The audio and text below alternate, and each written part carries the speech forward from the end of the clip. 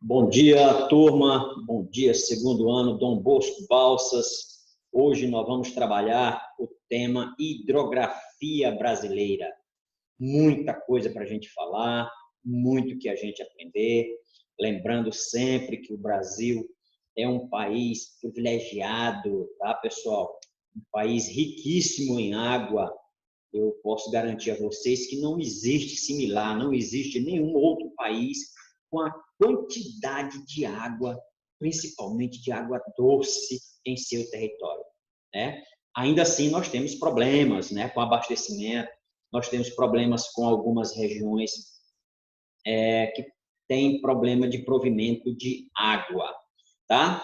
Mas eu gostaria de falar para vocês que nós vamos tratar aqui de bacias, as bacias principais, né? E também as bacias secundárias. Assim como nós vamos tratar também de águas subterrâneas, os aquíferos.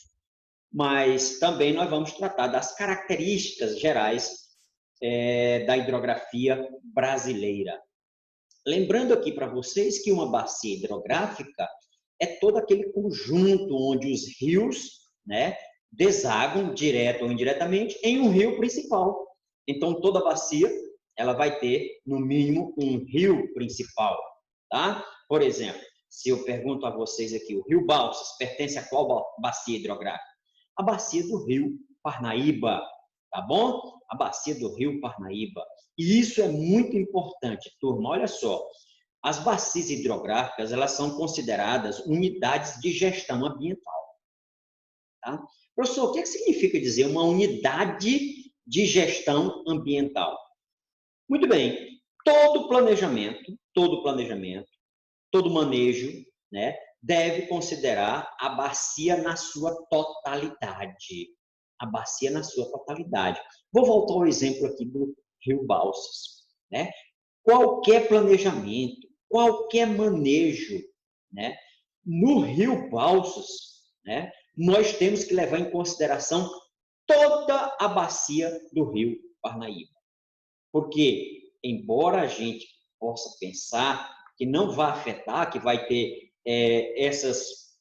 esse planejamento e esse manejo possa afetar apenas o Rio Balsas, é engano, né? Porque a unidade, como eu disse, ela tem que ser considerada como todo, portanto, nós temos que pensar na bacia em sua totalidade, porque qualquer ação, né, em um rio, por menor que seja, ela vai afetar toda a bacia. Essa percepção, ela é fundamental, ela é essencial e é importante, portanto, que a gente tenha essa visão de cuidado com as nossas bacias hidrográficas, tá bom? Vamos lá. Algumas características da hidrografia brasileira, tá bom, turminha? Olha só, galera, o potencial hidrelétrico, né? Nós temos uma bacia riquíssima, riquíssima, nós temos uma hidrografia riquíssima, portanto, nós temos um potencial hidrelétrico altíssimo, porque os nossos rios, em sua maioria, são rios de planalto, né? Rios que têm corredeiras, rios que correm com maior força, portanto, nós temos um potencial hidrelétrico enorme. Nós temos também aí, grande parte da nossa bacia também utilizada e deveria ser mais utilizada, né, no transporte hidroviário, tá bom? Ótimo. Então, além do potencial hidrelétrico, além do potencial do transporte hidrográfico, nós temos também uma característica que é de não possuir lagos tectônicos. Prestem atenção, anotem. Não possuímos lagos tectônicos, né? Ou seja, áreas que, num passado remoto, foram rebaixadas, né, mas elas não foram preenchidas com água, porque aqui no Brasil, especialmente, elas foram preenchidas com sedimentos das áreas mais altas. Tá bom, turma? Portanto, nós não temos lagos tectônicos, tá? Nós não temos lagos tectônicos em nossas bacias, ok? Pois bem, nós temos lagos de várzea, né? Lá no Pantanal é muito comum esses lagos, né, que se enchem temporariamente. Nós temos também os lagos formados por restingas, que são os lagos costeiros, como a Lagoa de Patos, no Rio Grande do Sul. Rodrigo de Freitas, no Rio de Janeiro, tá bom? Mas lagos tectônicos nós não temos. Outra característica importantíssima da nossa hidrografia é a alimentação pluvial. Alimentação de quem? Dos rios. Os nossos rios, em geral, nós temos a alimentação pluvial, ou seja, os nossos rios são alimentados, em regra, pelas águas das chuvas. Professor, com essa grande quantidade de rios, nós temos alguma exceção? Sim, turma, anotem, preste atenção. Temos um rio, né, que ele tem uma alimentação mista. Logo, o nosso rio principal, o nosso rio maior, o rio Amazonas, ele tem como alimentação, né, mista, como eu disse aqui, pluvial e nival. Professor, eu não entendi. Ótimo. Então, vamos lá. Quando eu digo que o rio Amazonas é a única exceção, que ele não se alimenta apenas das águas das chuvas e também nival, eu quero dizer que ele se abastece, né, com o derretimento da neve lá na Cordilheira dos Andes. Tá bom? Turma, entendeu? Então, alimentação pluvial em regra, com exceção apenas do rio Amazonas, né, que tem uma alimentação mista, pluvial e nival. Outra característica da nossa hidrografia. Nossos rios são exorreicos. Professor, que palavra é essa? Exorreicos, tá? Ou seja, nossos rios, mesmo que indiretamente, eles rumam, eles correm, né, para o mar. Tá certo, turma? Tá? Tem outros tipos, em outros locais, endorreicas, criptorreicas. No Brasil, sem exceção, nossos rios são exorreicos, correm para o mar, ok? Para o oceano. Nesse caso, para o Oceano Atlântico. Tá bom, turminha? Outra característica, no Brasil nós temos rios temporários, que nós chamamos também de intermitentes, né? Que são alguns pequenos rios que tem, principalmente no Nordeste brasileiro, no sertão especificamente, justamente pela escassez de chuvas, tá? E, na maioria dos rios no Brasil, nós temos rios perenes, tá? Rios perenes, que estão lá o tempo inteiro, que correm água o ano, todos os dias, todos os anos, diretamente, tá bom? Então, rios temporários, mais no sertão nordestino, e rios perenes na grande parte do Brasil, na maioria do território brasileiro. Ok, turminha? Muito bem, nós temos, como eu já disse, outra característica, que a maioria dos nossos rios são rios de planaltos, né? Rios, portanto, que correm em terrenos mais irregulares. Portanto, né, vai favorecer o quê? A produção de energia. Não significa dizer que nós não podemos aproveitar os rios de planície também para a produção de energia. Podemos, mas a natureza já está a favor, né, onde nós temos rios de planalto. Ok, turma? Outra característica, tá, é como desaguam os nossos rios lá no Oceano Atlântico. Os nossos rios, né, em sua grande parte, tá? Eu vou já dizer a exceção, desaguam no oceano diretamente, em forma de estuário. Eles chegam diretamente no oceano, despejando as suas águas, forma de estuário. Como eu disse, tem exceções. Quais são as exceções? Ou seja, quais são os rios do Brasil que não desaguam em forma de estuário? Ótimo. Rio Parnaíba não é em forma de estuário, é em forma de delta. O nosso Rio Parnaíba, né, o rio que é uma divisa natural aqui do Piauí, do Maranhão, é em forma de delta, né? Ou seja, lembrando aquela letra grega, né, turma? Portanto, o Rio Parnaíba é considerado o maior delta da América. Parte desse delta, claro, fica no território maranhense e o outro, certamente, no território do Piauí. Tá bom? E a outra exceção é o Rio Amazonas, né?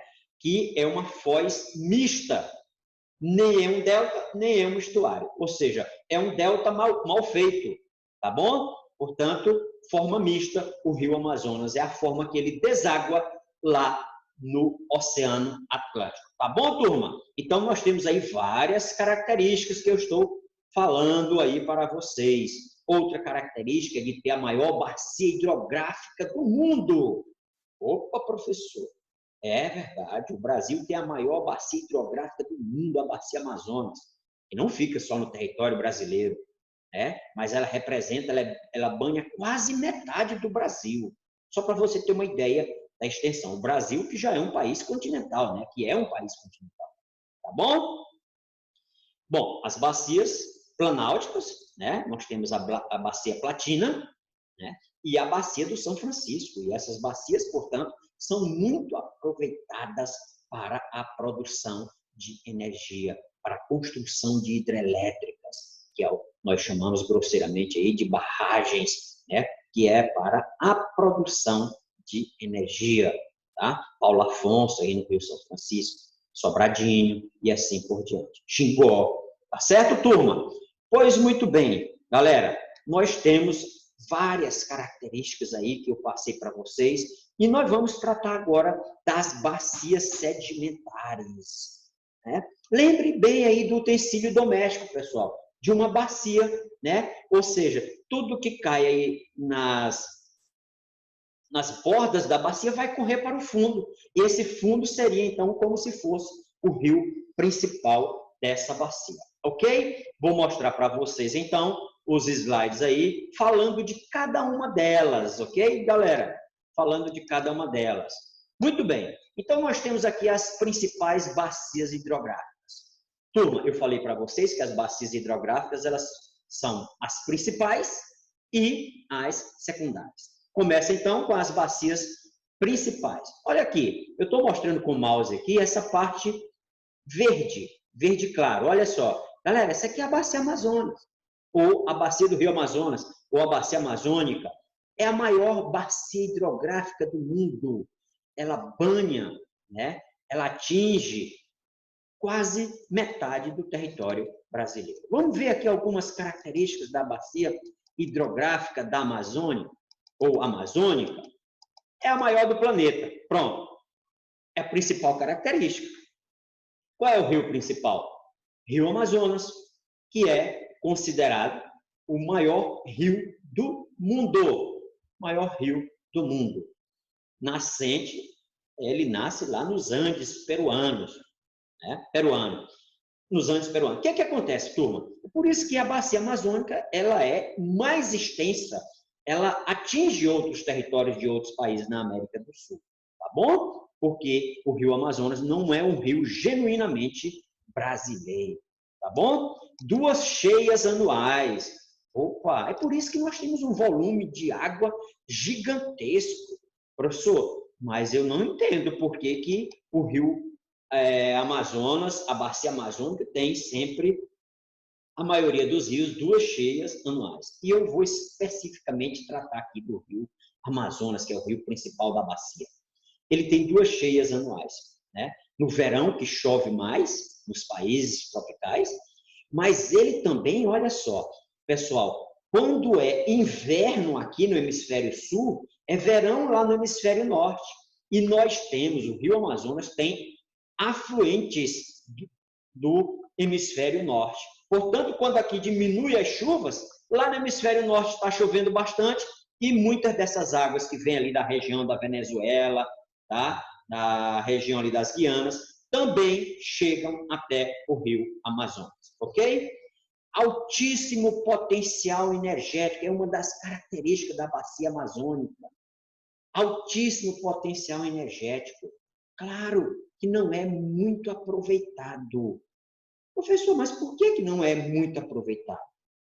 Ora, essa bacia fica numa região pouco povoada. Ela fica numa região pouco habitada, pouco industrializada.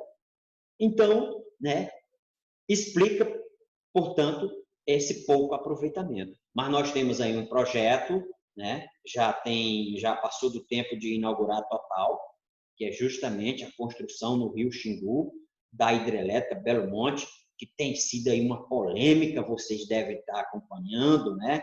Derruba liminar, vem outra liminar, suspende, mas de qualquer forma também envolvida em grandes somas de dinheiro que supostamente foram desviados, né? Mas isso é outra parte aí, tá bom? Então, portanto, olha só, Rio Xingu faz parte da bacia amazônica e onde está sendo construída a usina de Belo Monte, que já era para ter inaugurado, né, turminha? Faz tempo que a gente ouve isso aí. Também é muito eficiente para o transporte. Eu faço questão de falar isso aqui, tá? Gente, muitas cidades no norte do Brasil, em estados gigantescos como Amazonas, né, como Pará, as pessoas só chegam de barco, tá? Então, essas bacias, por ser também uma bacia de planície, ela é muito favorável à navegação.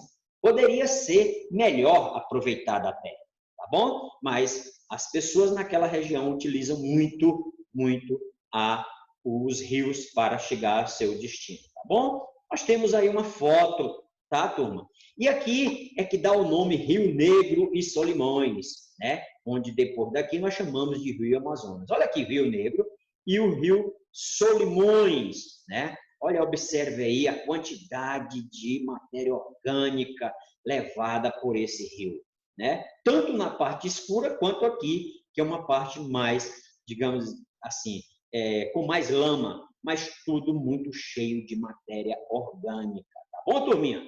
Então, essa é a principal bacia hidrográfica brasileira, a maior do mundo. Muito bem, nós vamos para outra bacia, bacia do Tocantins, Araguaia. Professor, mas e aí, tem dois rios principais? São dois rios gigantes, né? São dois rios muito grandes, tá, turma? Portanto, nós podemos dizer que o rio Araguaia, que é afluente do Tocantins, é também um rio principal. Tá certo, galera? Tá certo? Então, ela é a maior bacia genuinamente brasileira. Opa! Um dado importantíssimo, tá, turminha? Por que eu estou dizendo que a maior brasileira, se eu acabei de dizer que a maior bacia do mundo é a bacia amazônica? Porque a bacia amazônica não fica só no território brasileiro, não é verdade? Portanto, a maior bacia genuinamente brasileira é a bacia Tocantins-Araguaia. O rio Araguaia é o principal afluente do rio Tocantins, ele se junta numa região conhecida como Bico do Papagaio, né? Fronteira aqui do Maranhão com o Pará. É no rio Araguaia que se encontra a maior ilha fluvial do mundo, a Ilha do Bananal. Boa! E eu queria que vocês tivessem esse detalhe. Pessoal, nós temos a Ilha de Marajó, que é a maior ilha fluvio-marítima do mundo. Opa, mas ela é fluvio-marítima, ela é banhada por rios e pelo mar, pelo oceano, tá? Agora, a maior ilha fluvial, ou seja, em um rio, é a Ilha do Bananal. Tá certo, galera? Tá certo? Outra coisa importante, né, nessa bacia Tocantins-Araguaia foi a construção da usina de Tucuruí, né? Vocês já ouviram falar, lá no governo militar ainda, Tucuruí foi construída. Por que construir numa região longínqua, distante? Para atender a necessidade de energia, né, a demanda de energia do grande projeto Carajás, tá? Que é a extração de minério, principalmente minério de ferro, lá na Serra dos Carajás, e também de alumínio. Então, todo esse projeto demandava muita energia e é por isso que foi construída aí a usina de Tucuruí, uma usina que produz bastante energia, grandiosa, que durante muito tempo foi a maior do Brasil. Tá bom? Ok, vamos dar sequência aí, tá, turma? Então, nós temos aqui, né, o Rio Araguaia, como eu disse, é o maior afluente do Rio Tocantins. Está aqui um esboço da bacia. Tá legal, turma? Então, vamos lá. Bacia hidrográfica brasileira, continuando aí com a bacia do Rio São Francisco, né? Rio São Francisco, muito importante, um rio de integração nacional, conhecido também como Rio dos Currais, conhecido também como Velho Chico. Todos vocês já ouviram algo relacionado ao Rio São Francisco, né? Uma das mais importantes bacias brasileiras, né? Rio principal, São Francisco, que nasce não no Nordeste, olha só, nasce lá na Serra da Canastra, em Minas Gerais, atravessa o semiárido nordestino, né? Atravessando o semiárido nordestino, ele vai ter problemas também de abastecimento durante alguma época do ano e, muitas vezes, durante até mesmo vários anos, principalmente quando chove menos nessa região. Tem um excelente aproveitamento energético. Olha, pessoal, o Rio São Francisco é o maior rio genuinamente brasileiro. Professor, você disse que o maior rio do mundo era o Rio Amazonas, mas o Rio Amazonas não é genuinamente brasileiro. O maior rio brasileiro, genuinamente brasileiro, é o Rio São Francisco. Ok, turma? Tá? Então, esse rio é bem aproveitado para a produção de energia, tá bom? Para a produção de energia, eu já citei aqui Paulo Afonso, Sobradinho, Xingó, tá? E, por último, nós tivemos aí a transposição das suas águas, que gera ainda e tem gerado, e durante esse tempo todo, muitas polêmicas. A verdade é que essa transposição vai levar água para o sertão nordestino, né? Que era um projeto, inclusive, pessoal, lá do Império ainda, né? Foi colocado em prática aí. Portanto, nós temos aí uma das bacias principais do Brasil, a bacia do Rio São Francisco. Olha só aqui, né? A represa de Sobradinho, tá bom, pessoal? Tem época que toda essa área aqui está inundada, dependendo da quantidade de chuvas, ok? Muito bem, turma. Então, nós vamos aqui agora para a Bacia Platina. A Bacia Platina, pessoal, olha só, o tanto que o Brasil é privilegiado, o tanto que o Brasil é rico em águas. A Bacia Platina é considerada a segunda maior bacia hidrográfica do mundo. Quer dizer, nós já temos a primeira, nós temos que é a Amazônia, né? Bacia Amazônica, e nós temos agora a segunda maior bacia do mundo, que é a bacia do Rio, a Bacia Platina, que ela abrange três bacias, não tão pequenas assim. E nós vamos detalhar agora para vocês. A Bacia do Paraná, que drena a região socioeconômica mais importante do país, tá? A Bacia do Paraná. Por quê? Porque é a região mais importante do país, socioeconômica. Porque é onde temos a maior industrialização do Brasil. E a industrialização, ela demanda energia. Rio principal, o Rio Paraná, nascendo na divisão entre São Paulo e Mato Grosso do Sul. Tem o maior aproveitamento energético do país. Olha, pessoal, cuidado, pegadinha lá nas avaliações externas, especialmente. O Enem já cobrou isso. O maior potencial está na Bacia Amazônica. Agora, o maior potencial instalado está na Bacia do Paraná, no Rio Paraná, onde se encontra a usina hidrelétrica de Itaipu. Itaipu é um empreendimento binacional. Binacional. Atentem, foi construída, né? O Brasil, em conjunto, Brasil e Paraguai. Só que, turma, a energia que vai para o Paraguai, ou seja, metade da energia vai para o Paraguai, seria, em tese, do Paraguai. Mas o Paraguai não tem demanda para essa quantidade de energia. O que eles fazem?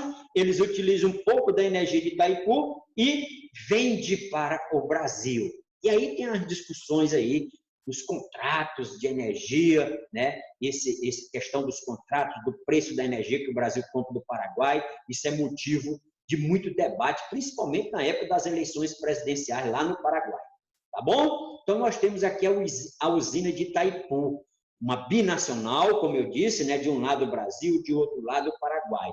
A usina de Itaipu, pessoal, tem autores que dizem que é a maior do mundo, por conta do regime de chuvas. Tá? Mas, em geral, conhecemos ela como a segunda maior usina do mundo, perdendo apenas para a usina de Três Gargantas, lá na China, que é outra gigante também, tá bom? Continuando, nós vamos ver, portanto, as bacias secundárias, tá, pessoal? Já está dizendo, são bacias menos importantes, são bacias menores, mas também tem que ser visto. A bacia do Atlântico do Nordeste Oriental, que vai do Maranhão até Alagoas, e são formados por rios perenes e temporários. Pessoal, essa aula aqui a gente fala um pouco mais rápido, mas vocês têm condições aí na casa de vocês, voltar, parar, analisar, olhar de novo, ouvir de novo, tá bom? E eu espero que vocês estejam acompanhando aí com o livro em mãos, tá bom? Estudem, tá? Aqui é feito com muito carinho, essas aulas são programadas com muito carinho mesmo, com muito critério, para que vocês tenham aprendizagem, principalmente agora que a gente não pode estar junto aqui, que a gente não pode estar brincando, ensinando, convivendo com vocês, tá? Outra bacia secundária do Atlântico do Nordeste Ocidental, engloba boa parte do estado do Maranhão e uma pequena região do estado do Pará. Ocorre na área de transição entre o Cerrado e a floresta amazônica. Bacia do Atlântico Leste, estende-se de Sergipe até o Espírito Santo e é formada por rios curtos, de expressão local e que nascem nas encostas dos planaltos. Então, são rios curtos, que nascem ali nas encostas das serras, né, e correm direto para o oceano, em sua maioria. Bacia do Atlântico Sudeste, por estar localizada numa região intensamente urbanizada, né, o Sudeste, logicamente, possui uma das menores disponibilidades relativas. Seus principais rios são Paraíba do Sul, o Rio Doce, né, que nós temos aí aquela história do Rio Doce, que foi muito contaminado por aquele vazamento, né, da empresa de mineração Vale. Lembram? Pois bem, nós temos também a área de aproximadamente 2,5 total do país. Então, é uma bacia pequena, mas ela é significativa, e principalmente por estar numa região bastante industrializada e bastante povoada, tá? Por fim, a bacia do Atlântico Sul, ocupando aí 2,2% do território brasileiro, né? Abrange a área dos estados do Paraná, Santa Catarina e Rio Grande do Sul, treina uma área imensamente urbanizada que originalmente era coberta pela Mata Atlântica. Então, nós falamos aí das bacias principais e também das bacias secundárias. Turma, nós vamos falar também, né? Olha só o privilégio que o Brasil tem, turminha, né? Nós temos o quê? Nós temos o privilégio de ter as maiores, né, as duas maiores bacias hidrográficas do mundo, mas quando nós falamos também de águas subterrâneas, que é o que nós vamos falar agora, tá, turma? Nós também somos muito, mas muito privilegiados, tá, turma? Então, veja só, nós temos aqui um mapa com os aquíferos brasileiros. E por que nós somos privilegiados? Preste atenção que nós vamos falar nisso aí, tá bom? Olha aqui a quantidade de aquíferos. Pessoal, aquíferos já está dizendo, né?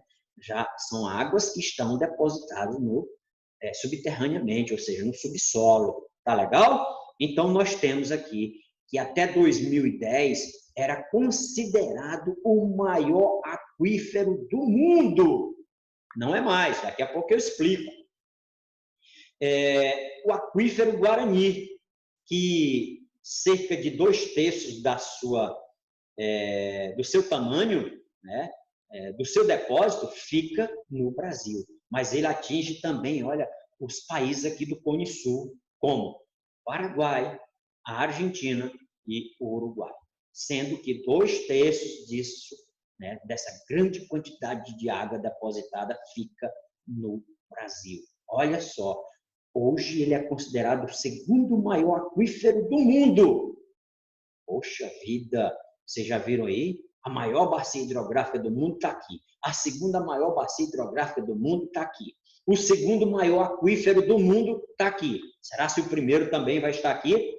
Aguarde, tá? Então, pessoal, derrames de basalto durante o Mesozoico, tá? Ou seja, derrames de basalto.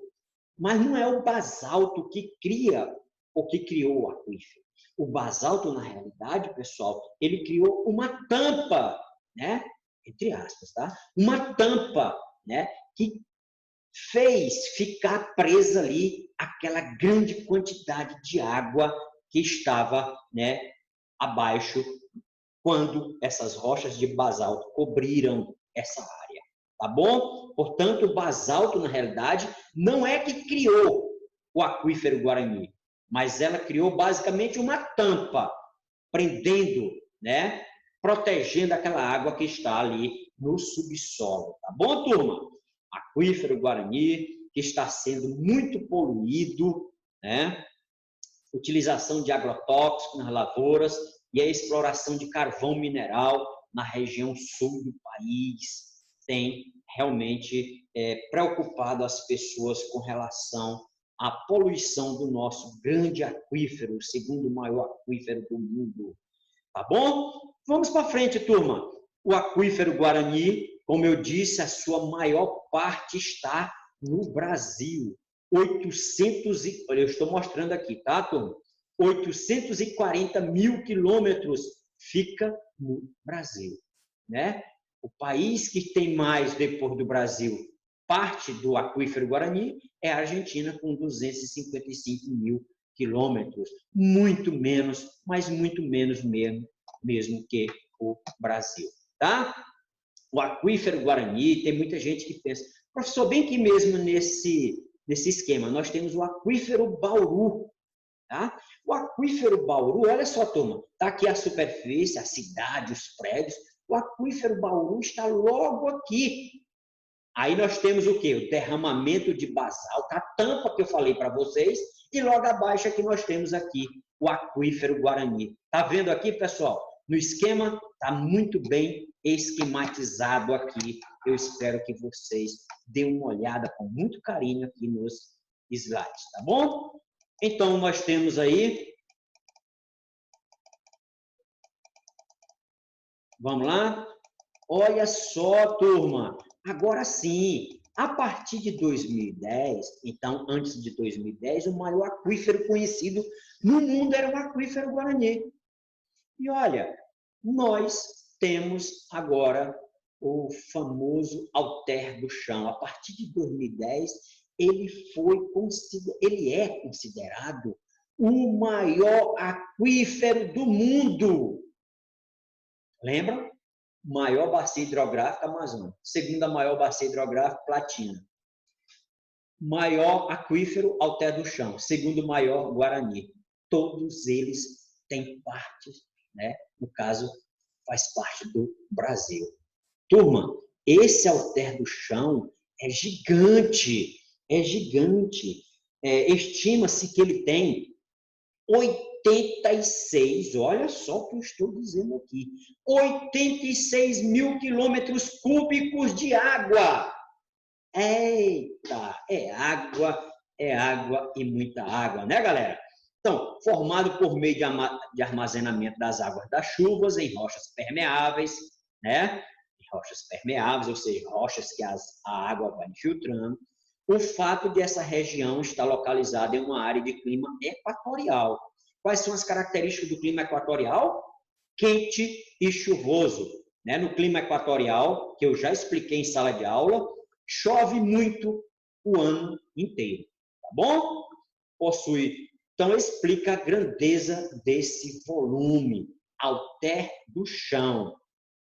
Pois bem, pessoal, hoje, com os estudos mais avançados, está se chegando a uma conclusão que Alter do Chão, na realidade, ele faz parte de um complexo chamado de SAGA, S-A-G-A, SAGA, né? Significa Sistema Aquífero Grande Amazônia.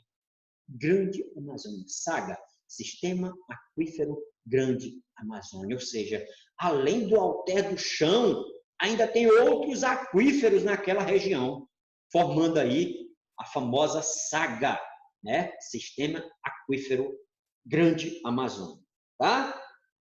Pois bem, turma, no livro de vocês não fala, mas eu quero aqui fazer menção, eu quero aqui mencionar o aquífero Hansa, né?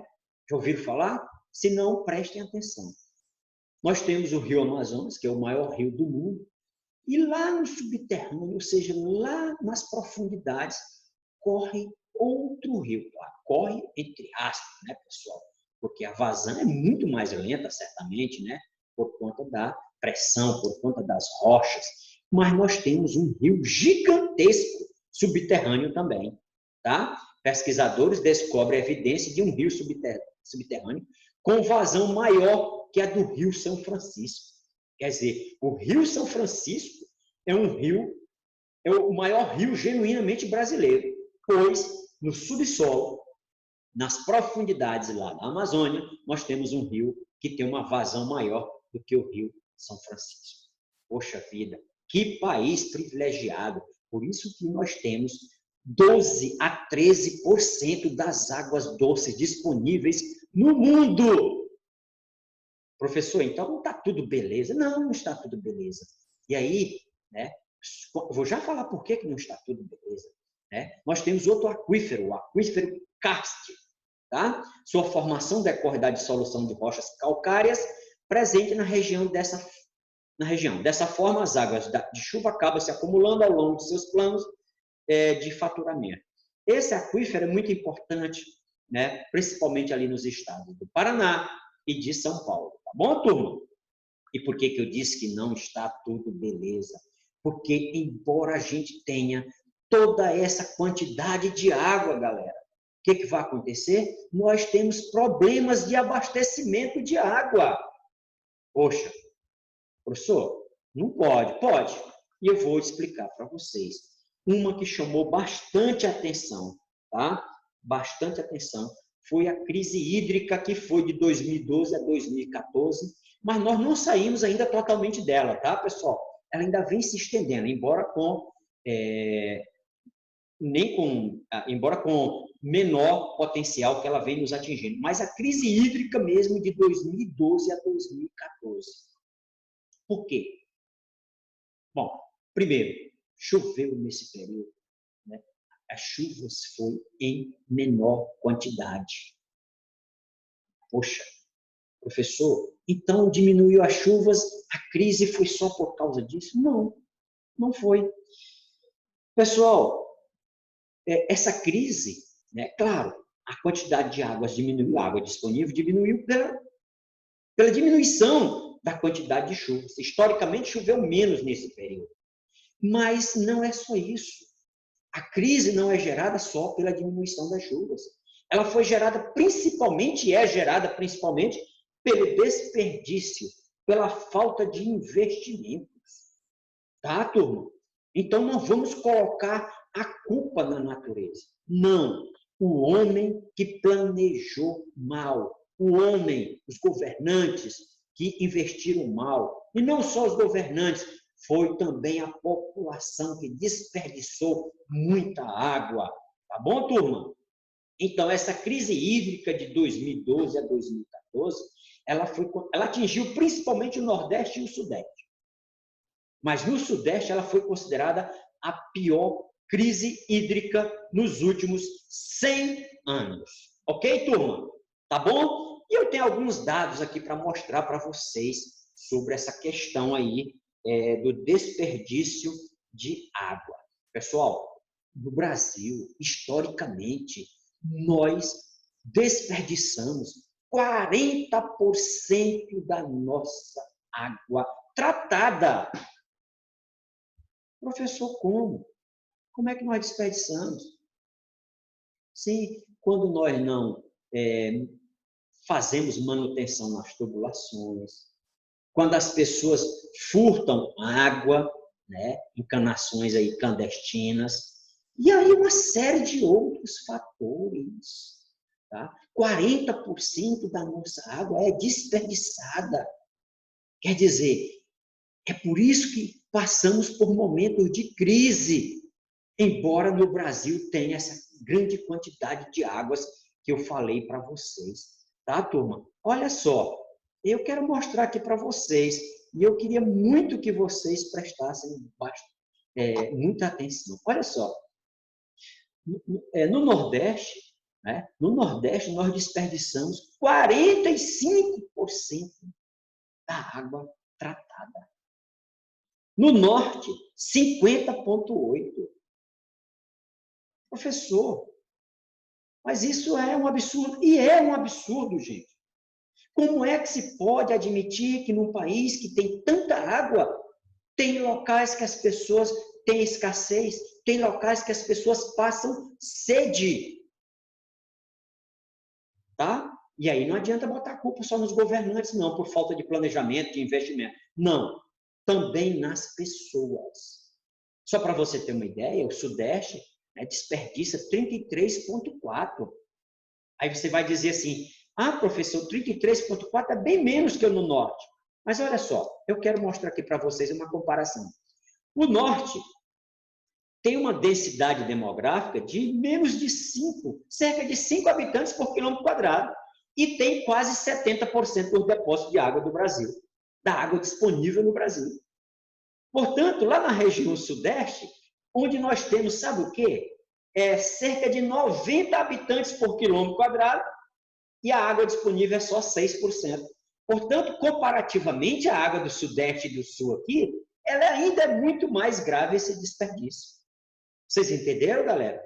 Gente, é algo absurdo, né? É inconcebível. Não dá realmente para a gente entender, conceber tal postura da população e dos governantes. Galera, eu espero que vocês tenham aprendido, eu espero que vocês tenham gostado e eu espero que vocês, acima de tudo, estudem, se esforcem, tá? Um abraço, fiquem com Deus.